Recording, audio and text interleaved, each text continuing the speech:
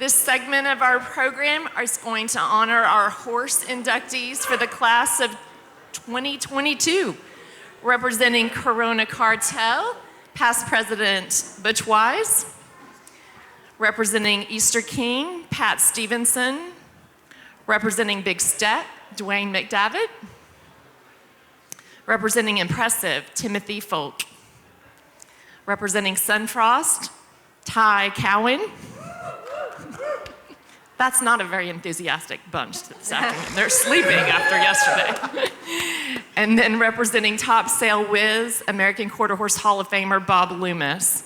I am gonna ask that each of you put that microphone like literally on your chin when you talk so everyone can hear at the back, okay? All right, I'm gonna give the floor to our moderators, Chief Racing Officer Janet Van Beber, past President Frank Merrill. Well, and I get to be the first one out of the gates, and how appropriate when we're going to talk about a racehorse. So, Butch, I get to address a question to you about the great Corona Cartel.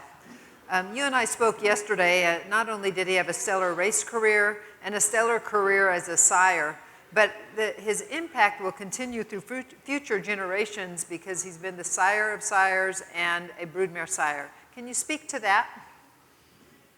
Well, I think we talked about it yesterday, but I think at one point this year he had 5 sons on the top 25 leading sire list.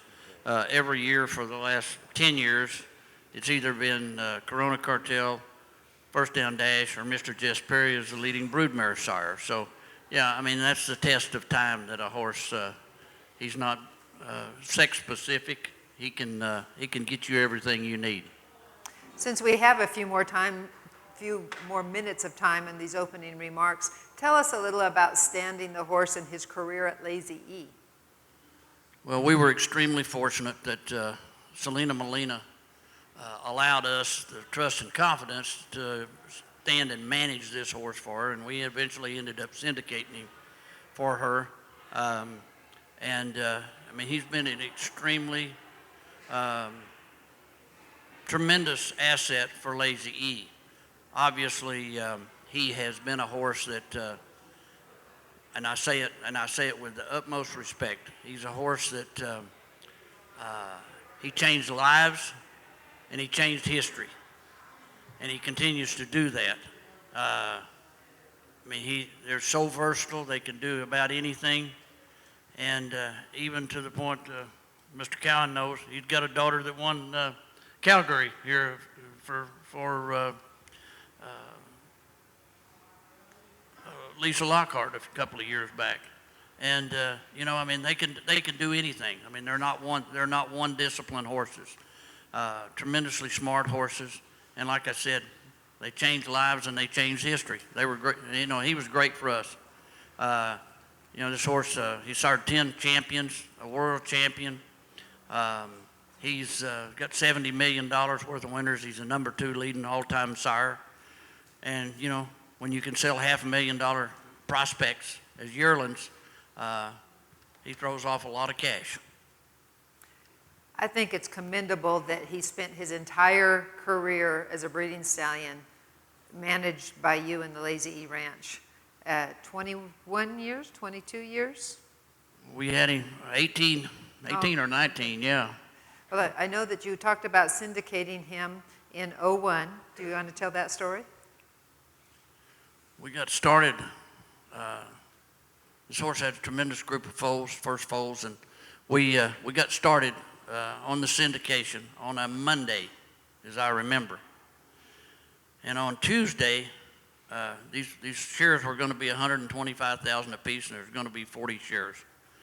On Tuesday, as I remember, it was 9/11, and they started flying those planes into those buildings in New York. And we didn't know if we were going to war. We didn't know what was going to happen. So I called Ms. Molina and I said, we gotta quit.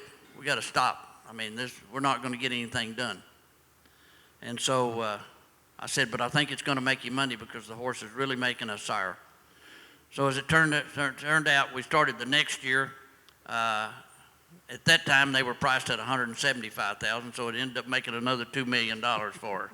So, you know, the good Lord looks out for you. Thank you, Butch. We appreciate it. Now we can move on to Mr. Pat Stevenson, who's here to represent Easter King. So his offspring have earned more than $20 million, National Reining Horse, National Cutting Horse, and National Rein Cow Horse. What a versatile stallion. Tell us about your perspective that Easter King had on the industry. Well, I want to start out by saying that it isn't just the horse that makes it. It's the breeder that works with that horse together that makes things happen like they do. And that's the case with John Bowling. John was a breeder that knew a good horse, and he knew how to cross that stallion on a number of brood mares to produce what he did for this American Quarter Horse Association over the years. And I will tell you, I've had the opportunity to watch at Hollywood Jack 86 in the reining pen and at different shows in my lifetime in the quarter horse circuits in Minnesota, Michigan, and Wisconsin. And he'd go in there and he'd make the rest of those riders look like a bunch of amateurs. And then, of course, there's Hollywood Dunnett, and Hollywood Dunnett has won millions of dollars. His offspring have done so well, and I believe that he has set the standards for the reining horses in this country today. And I could go on. There's pages after pages of horses that have been sired by Easter King that have won either superiors in reining, AQHA champions, world champion in the youth divisions. Mr. Hollywood Red, I mean, he's got a record that just goes on and on. But that's the thing with these Easter King horses on the bowling crosses. They're not just halter horses. They look pretty when you lead them in the pen, but you can put a saddle on them and ride them in the afternoon, whether it's Western Pleasure, reining, cutting, you name it, they can do it. Thank you. Outstanding, thank you.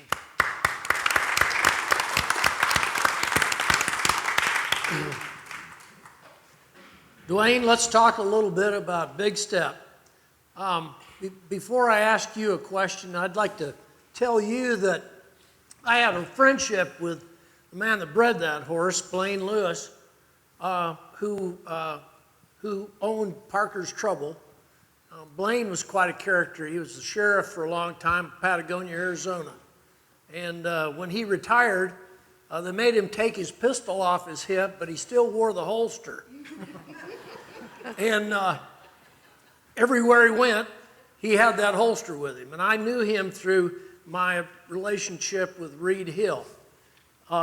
Two of the greatest daughters of Parker's Trouble are buried at Windward Stud in Purcell, Oklahoma. So, and I also had quite a connection with Don Wilcox. What a character he was. Why don't you tell us how impactful Big Step was in your breeding program and why you revere him so much? Well, I became acquainted with Big Step. You gotta put that mic right up to your, there you go.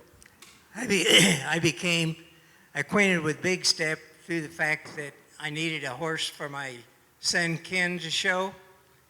And I was at the Congress, and Don was there, and he had a 3-year-old son, a Big Step, that had been in reining training, and they decided to sell him. And we liked that horse so well, I ended up buying him.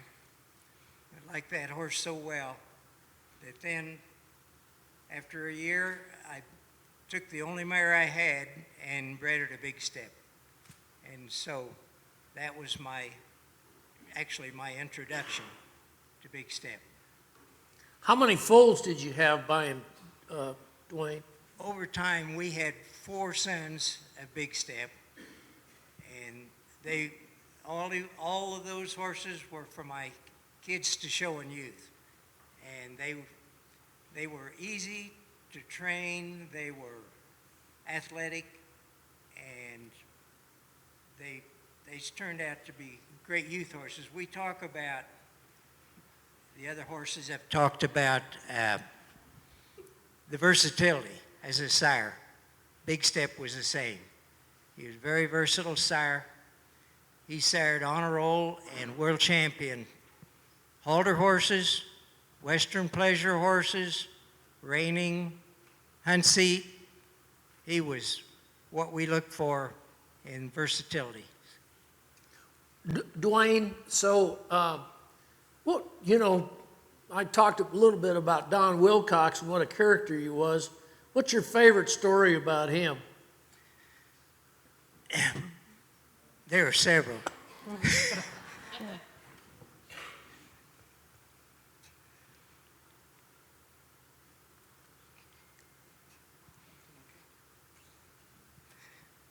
That's why this is so important, okay? Just so you know, it really tugs at our heartstrings.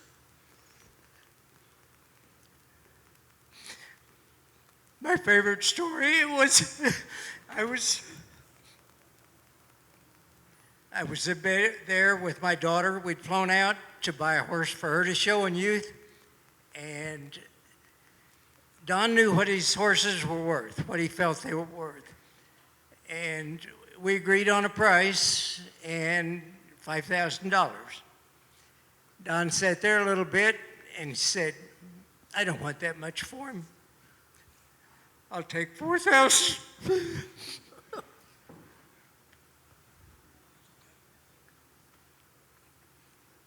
That's my favorite story. That's Don.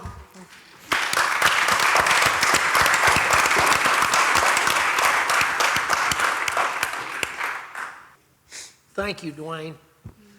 Okay, Tim, you're on now. Let's talk a little bit about impressive. There's a lot of history that goes with that horse. I'd like to have you tell everyone really the beginnings of how Blair came to buy that horse and the characters behind that and how that all came down. I appreciate it, Frank, and it's an honor to be here to represent Impressive.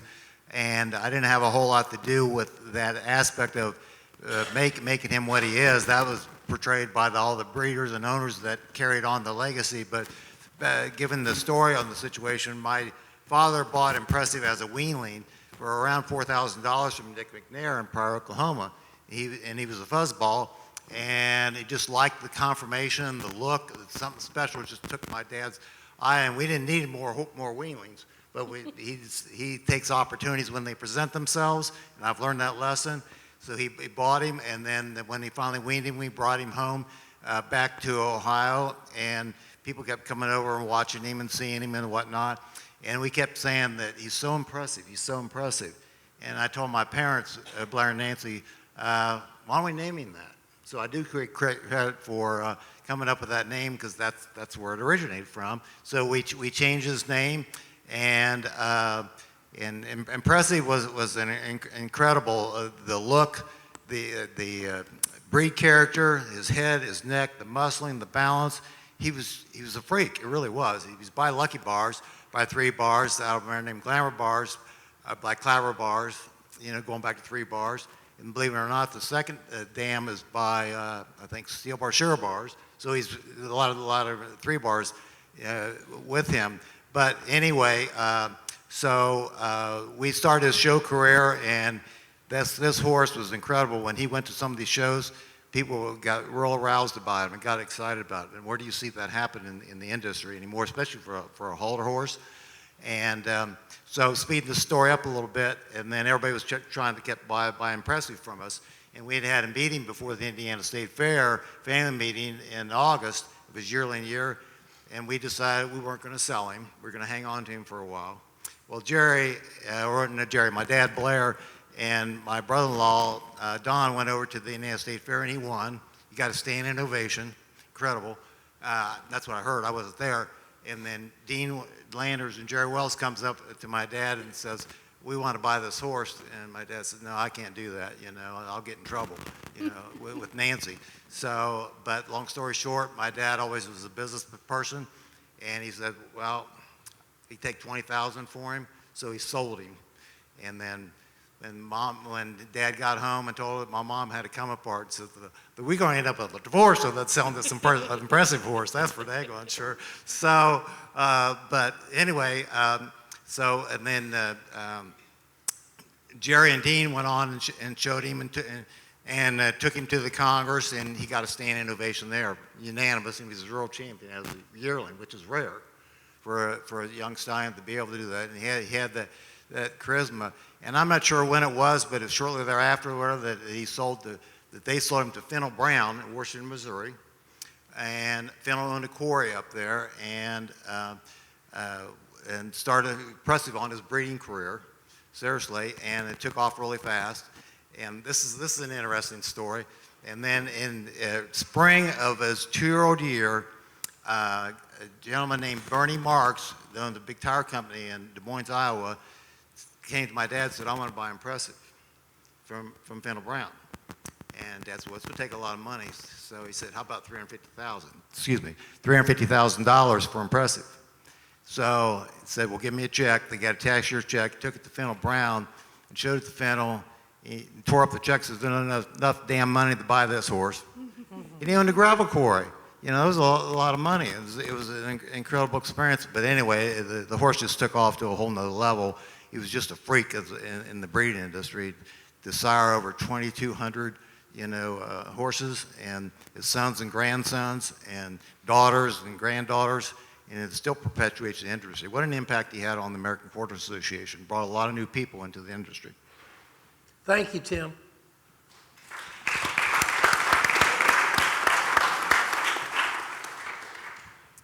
Dreg, it's an honor for me to get to ask you a question. Hold on. That's Treg. Oh, We just I'm made a sorry. decision right at the end to switch because Treg got a little nervous. well, it's an honor for me to get to. It's an honor for me to get to interview your family. Thank you. There's a personal storyline for me that we'll talk about later that aligns with your storyline. Perfect. And it was just luck for me that I get to enjoy this opportunity. So having said that, let's talk about the great Sunfrost. And he has sired earners of more than 2.2 million and is the grandsire of earnings of more than 14 million in barrel racing, roping, cutting, and reining. And all of us who have watched any of the NFR and other major events have been impressed with his progeny. So tell us a little bit about the rest of the story and how it impacted you and your siblings. The Sunfrost was a horse that our dad had got, and we had 2 full brothers ahead of him that we'd rodeoed on and ranched on and done that sort of thing. And both of those horses had a tremendous amount of athleticism. They had they could damn sure think as fast as they could move. And when Sunfrost came along, our father was just starting to put together a band of mares, and prior to that he had a number of ranch geldings that we rode and whatnot, but he was getting ready to put together a program. And all of us boys are pretty petite, but some of the guys that worked for us were bigger guys. So he was trying to come up with some horses that were big and stout enough to ranch on, that we could rodeo on, that could run. And the thing about the 2 full brothers that were ahead of Sunfrost, from the back of the box to cattle, these horses was phenomenal horses. They could, by the time they hit the ground the second time, they were running as hard as they'd be running in the middle of the arena. And horses had just a really unique way about them. So when Sunfrost come along, Sunfrost timing was good. My dad was looking for a stud. He already knew that these other full brothers had checked a lot of boxes for what he was looking for. And anyways, the horse was bred like he wanted to, and so we got him, and he went to, we got him started and went to breeding some mares to him. But prior to that, he had Stanley Johnston is the fellow that bred him that's on the wall here someplace. And Stanley was a neighbor of my dad's, and they had rodeoed together and ranched together and done a lot of the horse stuff together. And when I looked at what those guys was doing, looking back on it, it's amazing to me to be sitting with these guys, and really it ought to be Pat Cowan and Stanley Johnston involved in this deal. But nevertheless, we were in the right place at the right time. And Dad and Stanley decided that we were going to cut on him. And this would have been in 1981. Keep in mind, we were farm kids from South Dakota, that Dad and Stanley had put this deal together. The interesting fact about that is he was born in 79. So that'd make him 5 years, or no, that'd make him 2 years old. And anyways, so we put him together. Dad and Stanley got to cutting on him.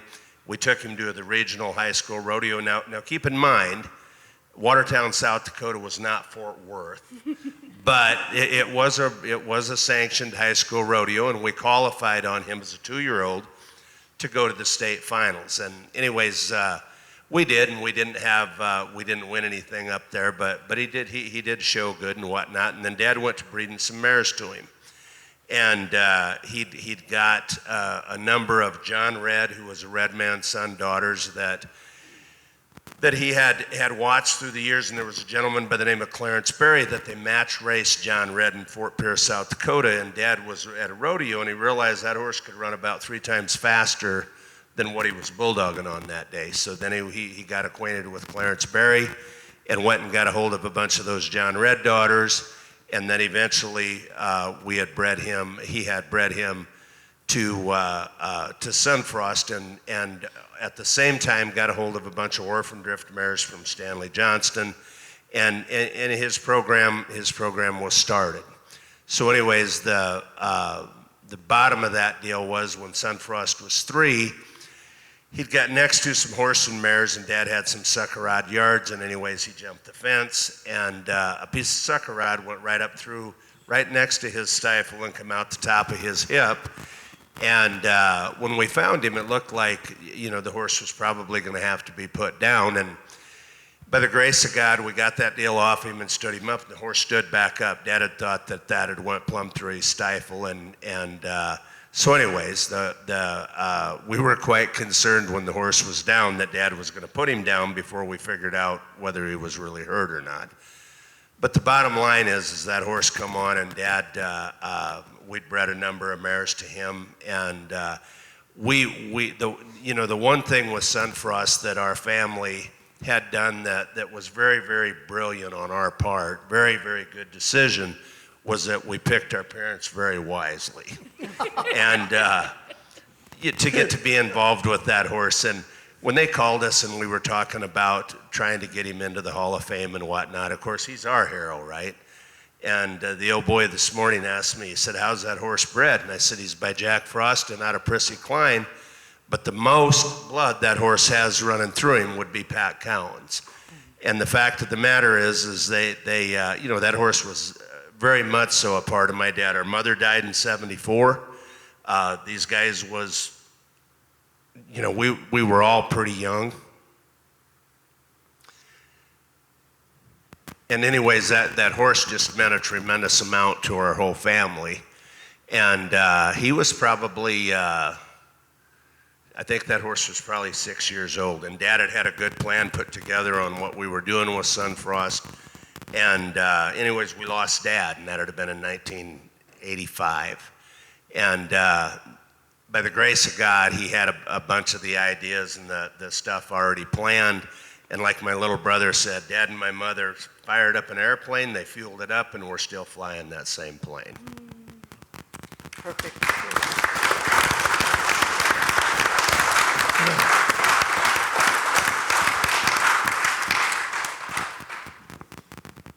Bob? Yes, sir. I think we could talk all day about your horse. What I think I'd like to know, and I think everybody else would enjoy, very, very few people in our industry, or for that matter in the equine industry, ever have the opportunity that you've had in owning and promoting a leading sire of a discipline. Not only that, but being a leading breeder yourself and winning 6 NRHA fraternities. How does it feel to breathe that rarefied air? Topsail Whiz He is definitely, I mean, this honor is a dream come true because Gotta my hold whole your mic. life has been wrapped around reining Bob, horses. hold your mic up to your. Okay. Yeah, my whole life has been wrapped around reining horses for 56 years. I started training horses in '66, and back in '66, nobody bred for reining. I mean, the fraternity, the National Reining Fraternity, started in '66, and I'd look for prospects. I remember years I'd start 32-year-olds. I'd go to my Sonny Thompson's barn, one of the biggest horse traders in the country in them days, and go through his 2-year-olds and see if he had anything that might ride good. And so what I did, I started buying, I'd watch those great show mares. And all of a sudden, you know, when they'd get used up and weren't showing anymore, I could buy them really worth the money back in those days. Those days were over. But I'd gather up every good brood mare I could find, or show mare, and then I'd breed them to the best stud in the barn. And this story I could carry this, make this too long, but to shorten it up, Topsail Whiz, I bought his daddy from Willowbrook Farms, Tom Fuller, and he won the fraternity and was the world's champion. And then I bought a little mare from Tom Macbeth, that just the prettiest little mare you ever saw. And Tom had won, he won a ton on her as a youth, and he won a ton on her after he got out of youth, and he beat all of us at some time or other with that mare. Well, I got her, and of course we raised Topsail Whiz. And Whiz was special from day one. Dean Latimer worked for me back when Whiz was 2. And Dean rode him the first 30 days, and one day we're riding on the track, and I said, Dean, how come I've never seen you ride that sorrel stud colt? I says, is he riding good? He said, yeah, he's riding good. I said, well, I haven't seen him ride. Well, Dean smiled, because we both knew when he had one he loved, he didn't ride it when I was around there because he knew I'd take it. So the next day I started riding Whiz. And you know, that horse, I've never rode a horse with a mind like that. But he was so trainable, and he was such a gentleman. But then, as a 2-year-old, I'm really funny about putting a soft 2-year-old year on him. I don't want no pressure on him as a 2-year-old. I just want him broke. I want him happy, and just teach him the maneuvers slow, and just a lot of loping, and just a lot of riding. Well, then when he's 3 and I start putting the pressure on him and start getting him ready for the fraternity, he's probably I've rode some big stopping horses. I've never rode one that could stop harder than he could, and at any speed. And he had no sit-up in him. But that's a Joe Cody characteristics. The Joe Codys don't sit up, and they run straight. And when you say, whoa, they stop. But he was just, I've been blessed with some great horses in my life, but Whiz is the ultimate in it. And then when he went to the breeding barn, I wanted to handpick some mares for Whiz because he crossed on everything. But Whiz was not a big horse. He had his skeletal structure was phenomenal. He was so powerful over the loin. He could stop in a box of rocks. But I wanted mares that had a lot of substance to them. Well, I was judging a lot of shows in California at that time. They'd have the youth reining come in. It's come some little kid on a big old pretty mare. I'd ask the ring man, what's that? Oh, that's an old King Fritz mare, this or that so-and-so rode in the Snafflebit fraternity, and this is the 3rd amateur on it. Well, I heard that story every show I judged in California, so I called my good friends Les Vogt and Ronnie Richards, and they started helping me finding King Fritz mares. And that was one of the royal crosses on him, although he has winners out of dozens of bloodlines. That was just kind of my favorite cross. But the horse was, when he got to the breeding barn, it was just unbelievable. He put that, I've rode a lot of great horses that didn't produce what they had. He produced that monster stop. He produced that trainability. Everything out of him changed leads effortlessly. The turnaround, everything was easy. And he produced it. And I believe that's what really made him special. Thanks, Bob. That's remarkable.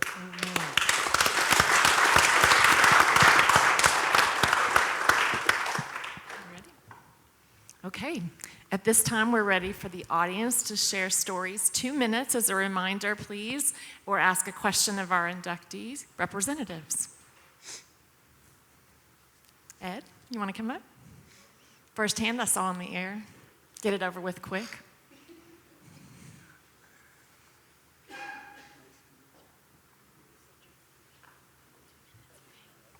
Well, I have a question, and it's one I haven't asked him before, but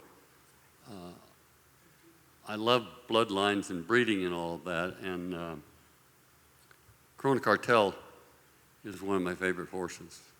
And I don't want to put Butch on the spot, but that's a great family. Why is he so uniquely different?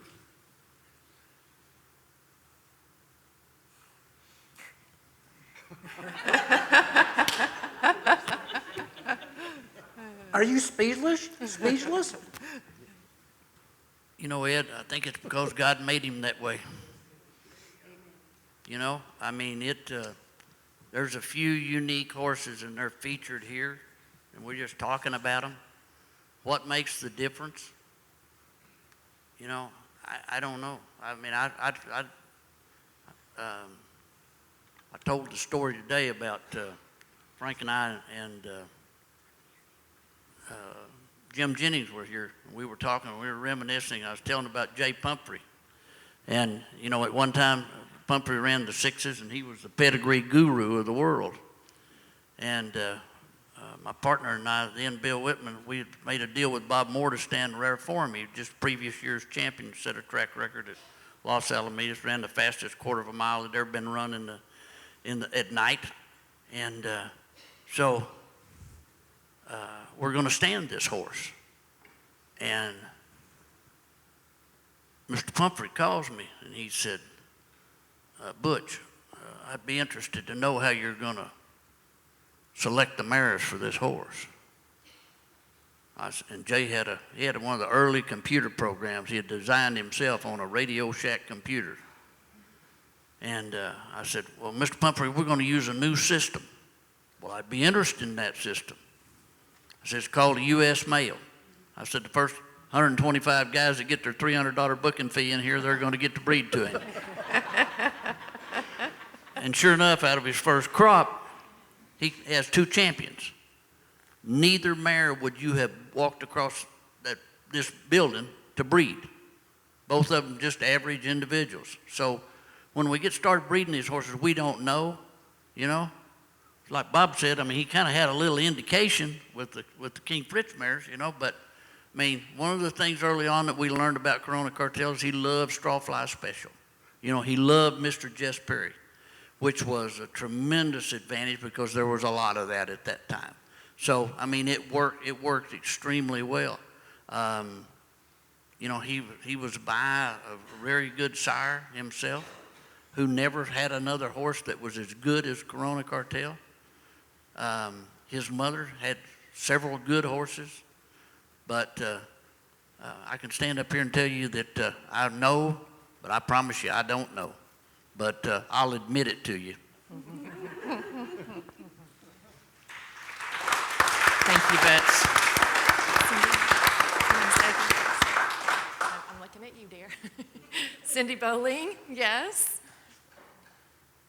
Okay, well, you think about it. I'm going to call on Treg here, the real Treg. Another petite individual from the Cowan family. Thank you.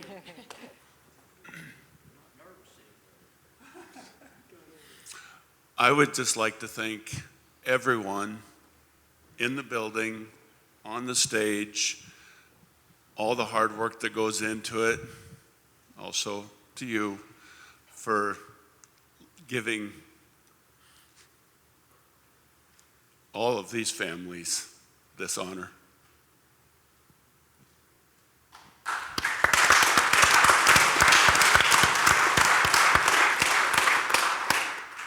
I think the only thing that would be better, and Ty already said it, but I have to say it again, if Pat and Elaine and Stanley could be here among everybody else to receive this.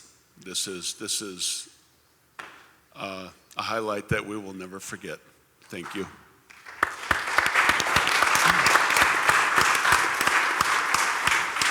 So right now, I'd like to ask Jim Hunt to come up and tell a little story that pertains to this horse and this family. Thank you, Jim. And this is the point where we say this is an incredible story, I said but a little you have story. 2 minutes. 2 minutes. 2 minutes. I can't do it in 2 minutes. I want to tell you a quick one first. I thank the panel. Wonderful job. The first introduction that I was given to Frank Merrill, Butch Wise introduced him, and he said, "Look out for this guy. He wears Speedos." So, Ty, this is the kind of guys you're dealing with here, so be careful. On behalf, I tell you, this is really a privilege. It's a big day for South Dakota. And, Stanley Johnson was inducted in 2017, the first South Dakota inductee, followed by Casey's Lady Love, a mare that the Loises had that was bred to Sunfrost multiple times, and her daughters were, and because of that cross, that mare became into the Hall of Fame. And then, of course, Ray and Georgia Sutton from South Dakota, longtime breeders, the ranch couple that were inducted. And, of course, now this will be the first stallion ever from South Dakota to go into the Hall of Fame. And the reason this is special, and I know that Ty and Treg have alluded to the importance, the memory of their parents, and I've gotten to interview Ty earlier. And I shared with him that there's a scripture in the Bible that says, "Honor thy father and thy mother." And their story is one similar to others. Every horse in this wall, there's a sacrifice that's been made that they've earned the right to be on that wall. Pat Cowan was a tremendous stockman and a horseman. Raised a beautiful family. They had 9 children, he and Elaine. And of course, they had a little brother, Doug, that lost his life. Some trail panels fell on, and he was killed as a young boy. As a result of that difficult time, the mother, Elaine, because of a broken heart, we lost her in 1974. So that left Pat with these 8 children to raise. The kids were all little. I think Ty was about 10 or 11 when you lost your mother. And then on down, these little toddlers. Can you imagine? Pat Cowan and a family to raise, but a passion for horses, and he got Sunfrost, this beautiful Palomino out in their corral, and 8 kids to raise. And then, of course, in 1985, Pat was killed in a plane crash and left this young family. So what they had was that golden Palomino with Pat's vision. And so, yes, we pay a tribute to Pat and Elaine, but if it wasn't for this family to hang on to their dad's vision and to carry that on, they honored their father and their mother. 37 years later, after the death of Pat, he's in the Hall of Fame. Congratulations, you guys. Thank you, Jim.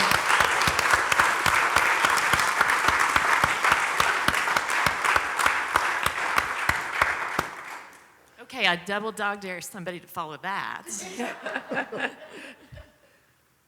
Well, Chris, lacking anybody coming up, I'm going to try. Let's take off my hat as moderator for a moment, and I'm going to put on my hat as horseman and AQHA lifetime member. And I'm going to share a story, and I'm going to try my best not to get emotional. And Butch knows this, but he probably never thought about it. So I'm going to talk about Corona Cartel and his impact on Janet Van Beber Racing Stables.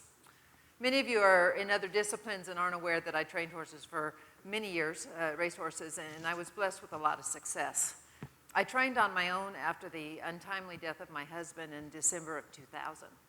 And after he passed away, I looked around at my team of people and I said, I need to keep steering this ship. And I took over the stable and went on training.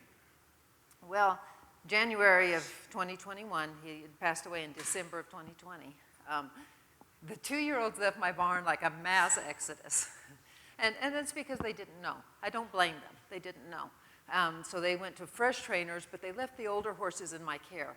And that year, without a freshman 2-year-old crop, I still managed to lead the nation in stakes wins, in wins for most of the year, and in money earned. And I was in contention for AQHA champion trainer.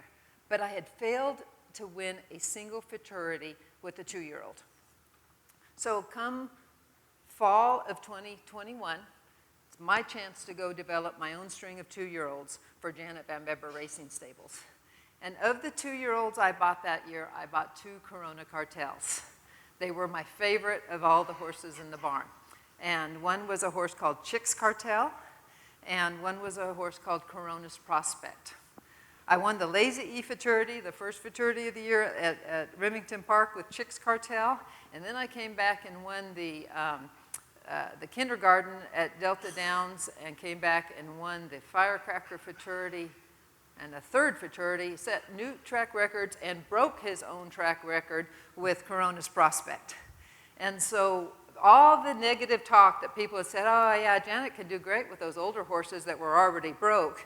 Well, the good Lord used Corona Cartel to provide an argument for that and prove that I, in fact, could train a 2-year-old, but I could do it with a well-bred horse by Corona Cartel, actually 2 of them. And so he impacted the trajectory of my career because it proved that I could indeed start from scratch and develop my own good horse that was competitive at the racetrack at the stakes level. So I'll always be appreciative of that.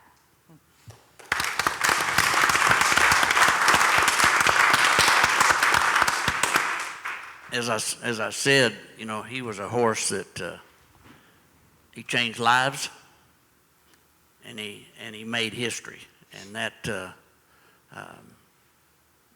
I feel so very fortunate in my life. If you're really lucky in your life, and all these people here are lucky because they've been associated with a really good horse. If you've been associated with one good horse in your life, you're really, really, really fortunate. You know, and these horses change our lives. That's what we're all sitting in here for today. I saw a news report today that it perfectly illustrates it. There's one cowboy that's going to be at the Queen's funeral, and it's Monty Roberts. Because, you know, he so impressed her with his training methods that they became dear friends, and she made him a member of the Loyal Order of the British Empire. So, you know, these horses take us all over the world. They make us, in many cases, better people, but they should always make us grateful. Thank you, Butch.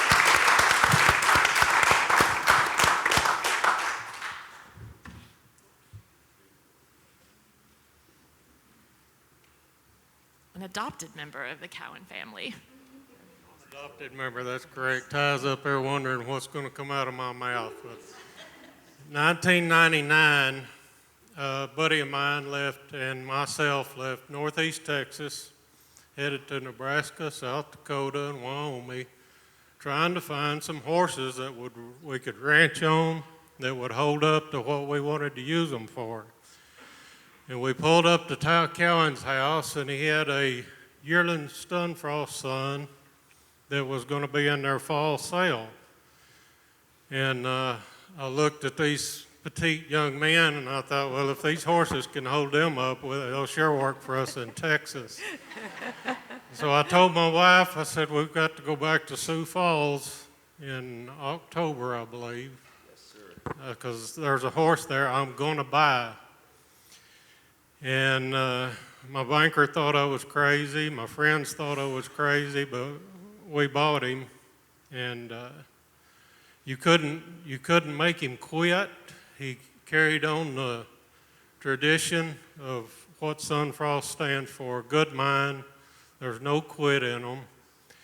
And as Ty said, he quoted to me that day at his table that his dad, Pat Cowan, said, "You better raise what you like to ride because you might be the only ones riding them." So that's something that we have stuck with in our program in East Texas. And if it don't have sunfrost in it, it's probably not in our pasture because that's what it stands for. Thank you.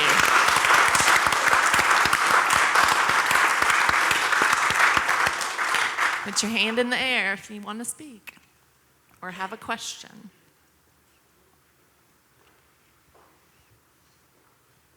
Gary Carpenter, NRHA.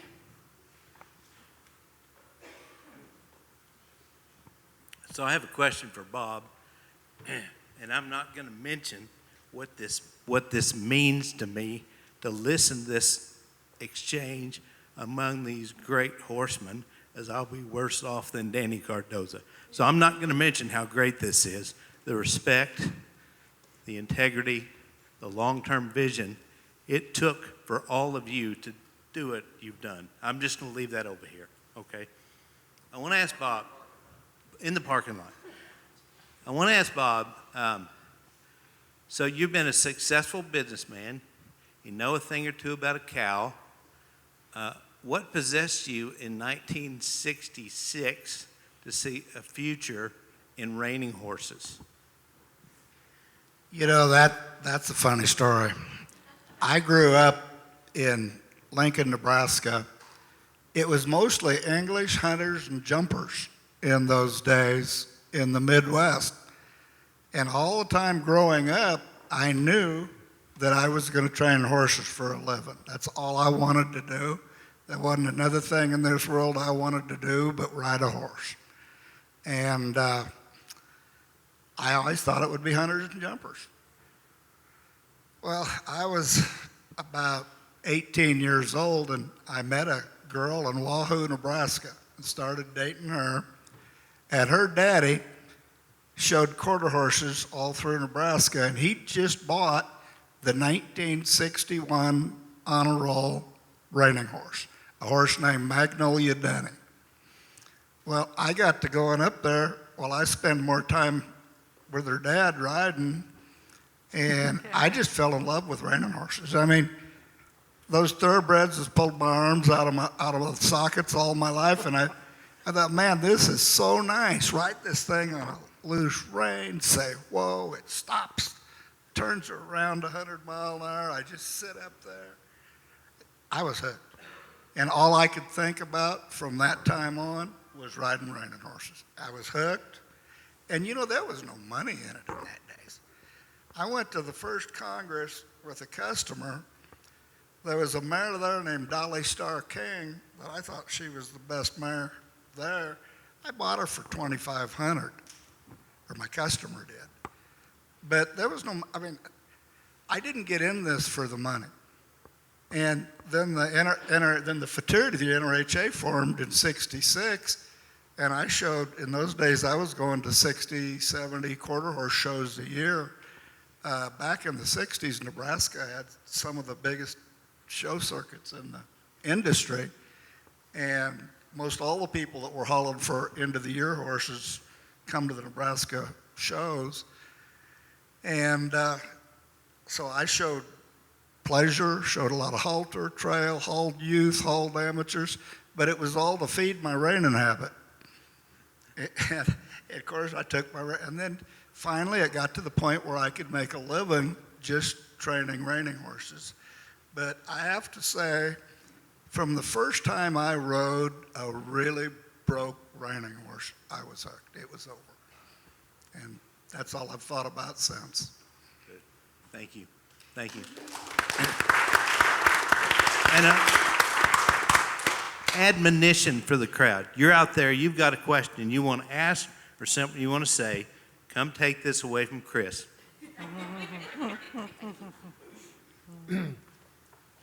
By the way, it might interest you that he's a member of our Hall of Fame as well.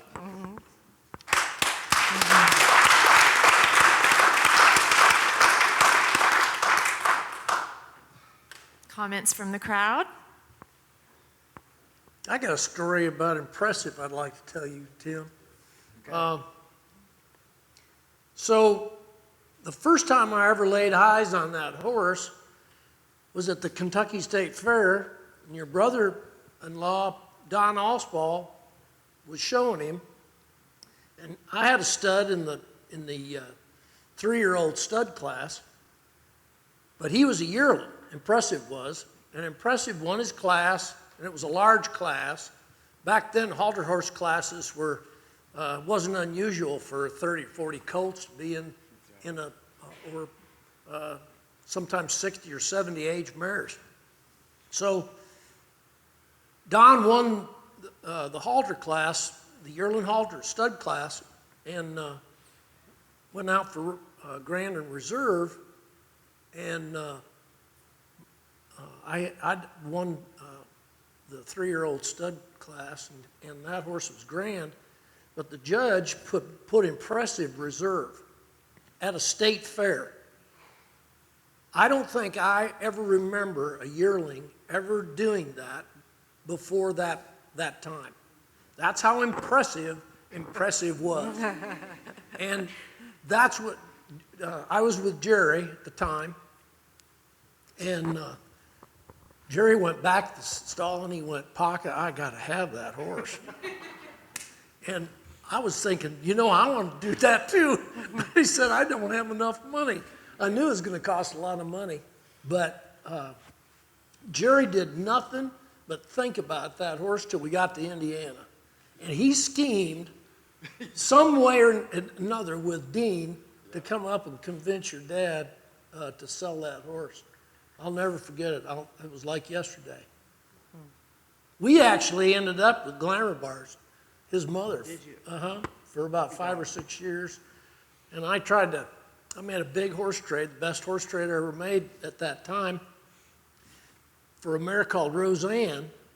Rich Brown, I traded Rich Brown, Glamour Bars, and $45,000, and I got Roseanne. So in other words, I got $45,000 and the mare, and that was going to be her present for Robin, try to entice her, to become more endeared with me. And anyway, she never got the mare because I stopped at Matlock and Carroll's on the way home, on my way down to Robin's Ranch in Aubrey, and I made the mistake of unloading her, and she didn't leave the ranch. So Robin's held that against me all of our lives. Carroll took that mare and won the Western Pleasure 2 months later at the Fat Stock Show in Houston. Incredible. So that mare also had relation to Lucky Bar, by the way, and Nick McNair, who is the fountainhead, I'll say, of Impressive, had a knowledge of Roseanne, and he always told me, he said, "Frank, you are so lucky." I said, "Why, Nick?" He said, "You own the greatest pleasure horse that ever drew a breath." And you know something? I've had very few horses I ever lusted after, but that mare was one of them. And that's a little backstory that, the rest of the story, as Paul Harvey used to say, that involved Impressive, Glamour Bars, and then that good How big mare. was Glamour Bars? Was she small mare? She was the funniest looking mare you ever saw. Very honestly, she was almost double muscled, and she was short necked. She was like Glamour Bars. No, she was by Lightning Bar, and out of Sugar Bar's mare. Oh, well. Yeah, and she was buck-kneed, not over in the knees, but out. She had her knees were about this big. She was bow-legged in front, and she was about this wide behind on her hind legs. She had a big hind leg like this, and a hip that looked just like Impressive's, and a stifle that stuck out way past the top of her hip. But she wasn't very big. I'd say she was 14'1", probably.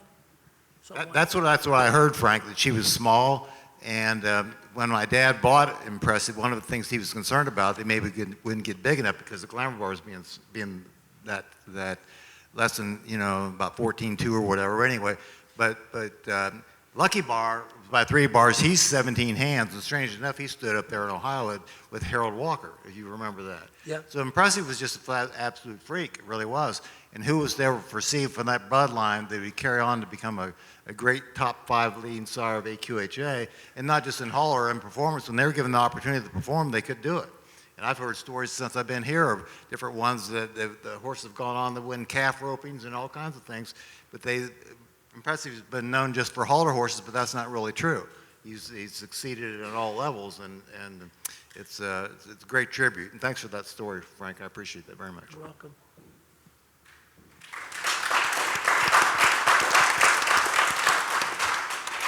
I'm going to talk a little bit about Impressive as well, and I'm just going to kick it right out on the floor. There are some traits that are not positive that he's brought forward, but the committee, I saw enough positive traits to put him in the Hall of Fame, and I want to share a couple of those positive traits.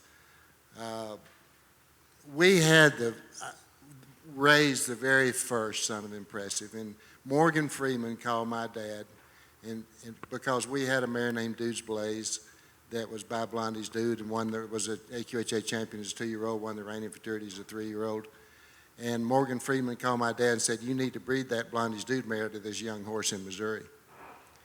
So he took her out there, bred her, and I was just a farm kid. But this horse won a lot, and he died. But we did have another son after that, named I'm a Crowd Pleaser. And he was a superior halter horse as a 2-year-old. I was 6th in the Congress Pleasure Futurity when it had several hundred entries in it as a 2-year-old. And I put quite a few reining and points and Western riding points on him as a 3-year-old. He was an AQHA champion by the time he was, I don't know, mid-year of his 3-year-old year. So he was really good-minded, and he rode really well, and he was a well-conformed horse. So there are some positive things to go along with this horse, and I just want to bring those up too. Thank you, Alex.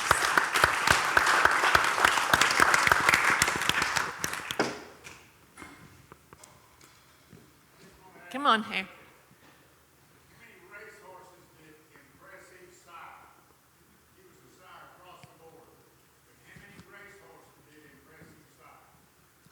Be honest with you, I don't know of any. Maybe he did, but I really don't seen any statistics that he was had any impact or had any winners in the racehorse field. I just don't know. Sorry.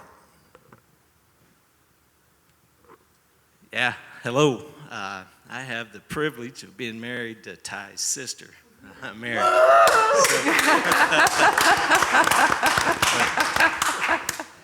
The story I'd like to tell is really about Ty and his dad, Pat.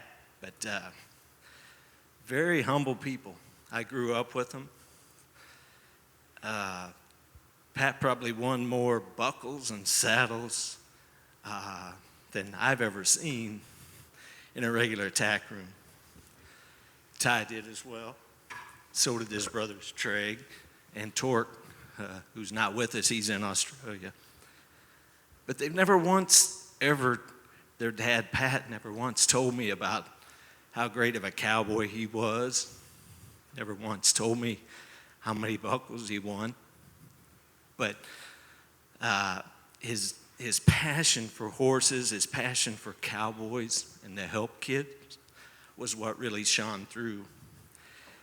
And one day I was 12. I lived across the street from Ty and his sister Mary.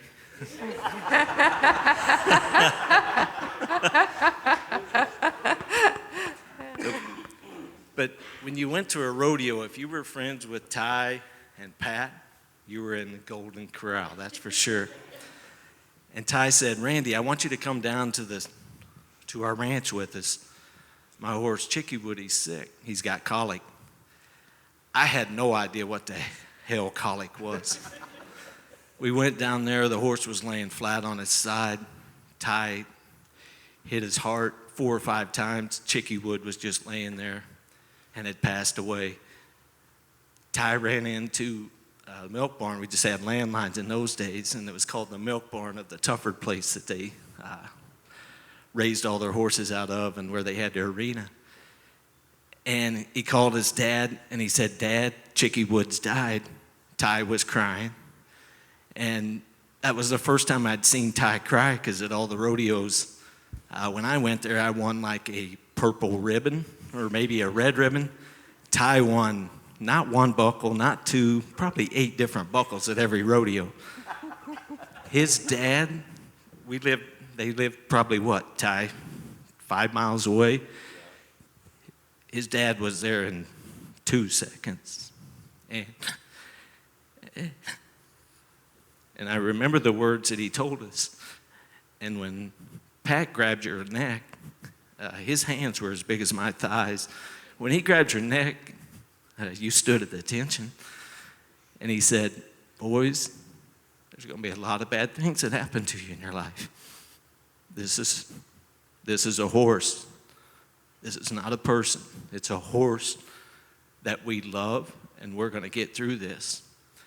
And I just asked Ty last night, I said, Ty, when did that happen?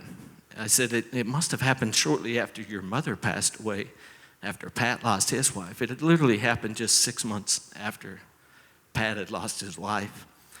He knew how precious life was. Ty went on to rope off of a horse called Run and Gun. Pat said, Ty, we've got another horse after we took a week of, mourning that horse. He gave Ty Run and Gun. Again, Ty won more saddles than any purple ribbons than I ever won off of that horse, Run and Gun. But it shows the humbleness that this family has. It shows the passion that they have of doing the right thing, envisioning for the long term. And those steps have always really stuck with me as being Ty's brother-in-law and Mary's husband. And I just wanted to share that story with you to show just how tough of a family that is, for sure. Thanks.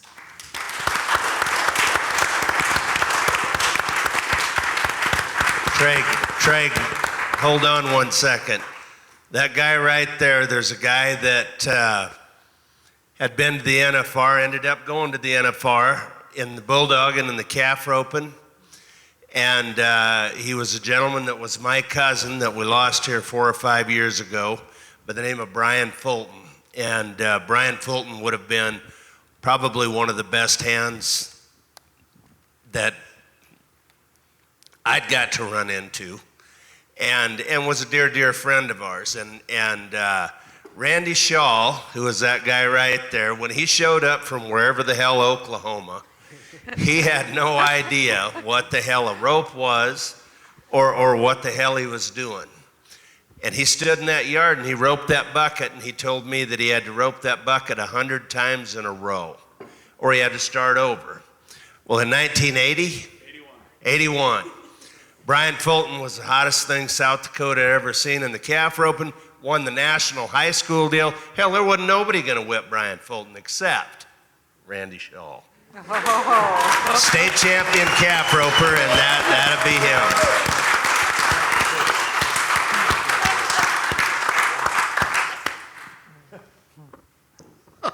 That's a good story. And a true one, for sure. You know what's unique about this animal that we love? It's brought us all together. It's a common denominator in all of our lives.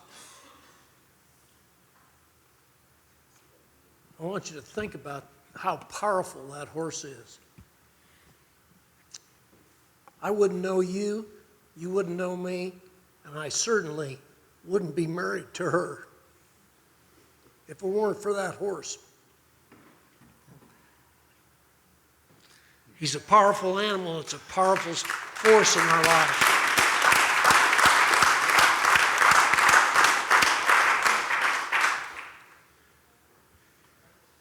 You know, another story about impressive.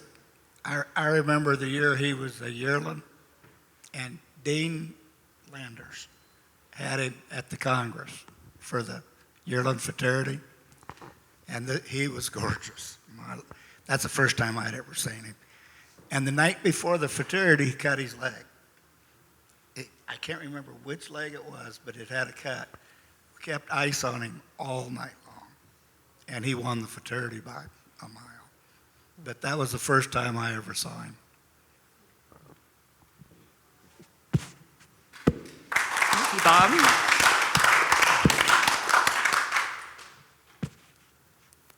Well, friends, we can adjourn unless I'll just do a last call. How about that?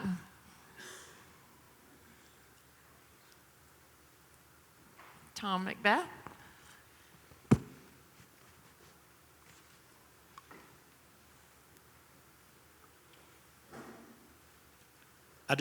Since it's last call. Yeah. I just wanted to come up in front of all of y'all and thank Bob Loomis for what he's done for me and for Jeannie Whizbar and all the promotion that he did for Topsail Whiz and making him a great horse, a great sire, because it takes a good horse and it takes a great person to promote that horse, get him to the right places and make it work. But I'd be very amiss if I didn't thank the man that really made this happen. Nothing personal, Bob. When Bob was looking for those mares, and he had Topsail Cody, and he was looking for those mares to breed, a guy that knew Bob very, very well and was a friend of mine called me on the phone one day, and his name was Joe Hayes. And Joe said, "Hey, Tom, I know you've got that really nice mare, not Jeannie Whizbar, because he knew I didn't want to sell her, but I had another nice mare that I'd won a lot with that was big and strong and the right kind and a huge stopper." And he said, "Would you sell her?" And I said, "Joe, I'm sorry, but you're 2 weeks too late. I've sold her already." And he says, "Well, do you have anything else?" And I said, "Well, you know, things are tough. You know, I was a young horse trainer. I was trying to survive, trying to raise a family, trying to make a living. And I said, the only thing I have that you and Bob would be interested in is Jeannie Whizbar." And I said, "I really don't want to sell her, but I would work something out where, you know, we could get her bred to Topsail Cody." And without Joe Hayes' phone call, Bob and I would probably have never connected, never made that happen. And I would feel awful if I hadn't have given so much of this credit to Joe Hayes for the hard work he did for Bob finding mares, and him being a friend of mine and trusting me, calling me to see what I had to see if we could make it happen. But Bob, thanks again. You don't know how much it means to me, you know, and to Jeannie Whizbar. For a guy like me living out in the country, starting out, not knowing anyone, to buy a little 2-year-old and ride her and be lucky enough to be successful, but be even luckier for someone like for you to recognize why she was a great one and breed her and raise Topsail Whiz, which made her a great producer. Thank you, sir.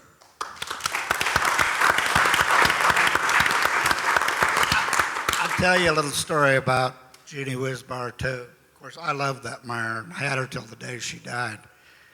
And Topsail Whiz had 2 full brothers, and I castrated them both. I didn't want no generic Whizzes running around. And but they made great show horses.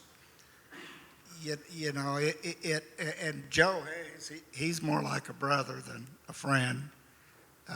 We worked together on about everything, but Jeannie was very special to us.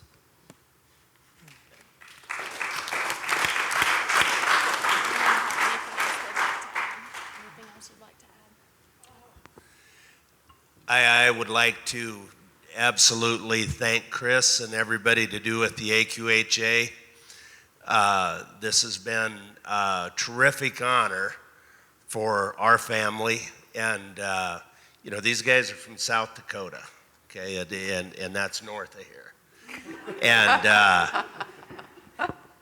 I had to think hard. As you can tell, there's a lot of emotion tied to this horse. There's a lot of family tied to this horse. And when she asked, how did that horse impact our family? I would like the T4 family, if you'd be so kind, there's only a couple of them, if you guys would stand up for me, please.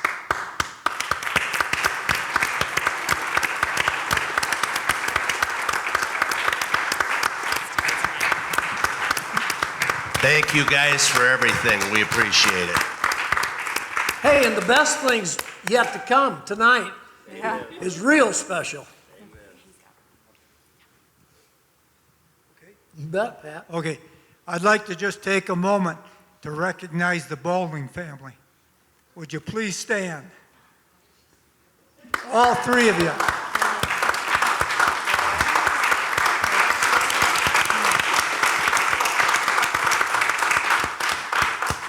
This induction is not only for Easter King, it's for John Bowling and for the Bowling family. Thank you.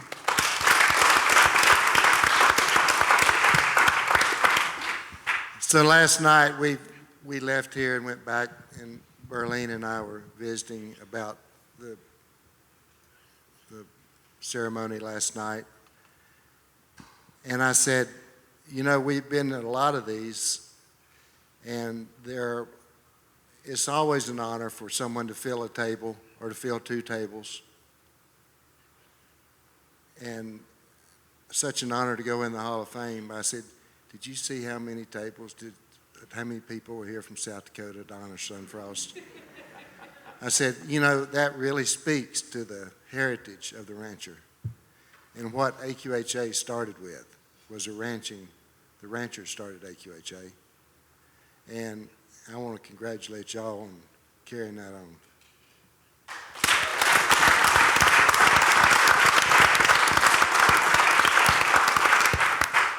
Okay, Can I say one more thing and then I won't bother you no more?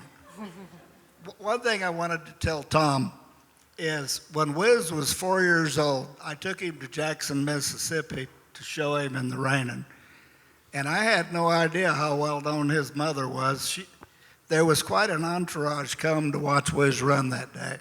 And it was just all people that had watched Tom show his mother all those years. That's cool.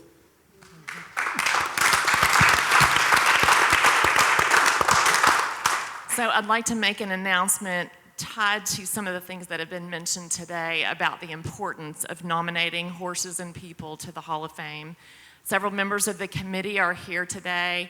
Sarah Doles, our chairman, and then also Lena Banks, the chair of the subcommittee. We've been working very, very hard to clearly articulate what it means to be a Hall of Famer.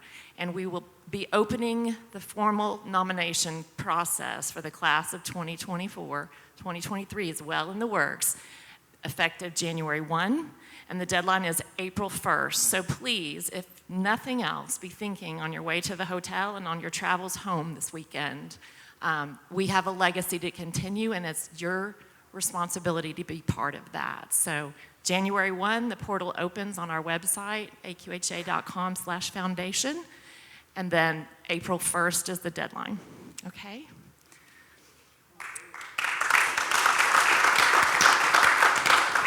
So I ask our Hall of Fame families, all of them, to be at the Embassy Suites Banquet Hall at 5 p.m. for a photo. It's going to take a while, so I need you there quick.